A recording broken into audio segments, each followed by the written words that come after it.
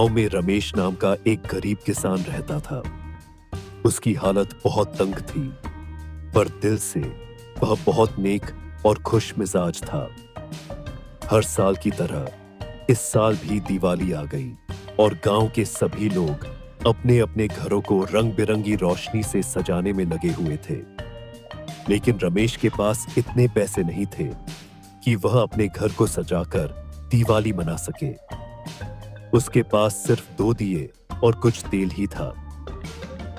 रमेश का छोटा बेटा रोहन उदास हो गया। उसने पिताजी से पूछा, पिताजी, हम भी दिवाली क्यों नहीं मना सकते? हमारे घर में रोशनी क्यों नहीं है? रमेश ने मुस्कुराते हुए कहा, बेटा, दिवाली सिर्फ रोशनी और पटाखों से नहीं होती। यह खुशियों और प्यार का त्योहार है। हमें जो भी है उसी में खुश रहना चाहिए। रमेश ने अपनी छोटी सी झोपड़ी के सामने 2 दिए जलाए और भगवान से प्रार्थना की। तभी गांव के एक अमीर व्यापारी सुरेश वहां से गुजर रहे थे। उन्होंने देखा कि रमेश कितनी खुशी से अपने परिवार के साथ सिर्फ 2 दियों में दिवाली मना रहा था। सुरेश को यह देखकर बहुत हैरानी हुई। उन्होंने रमेश से पूछा, हमारे पास इतने कम साधन हैं, फिर भी तुम खुश कैसे हो?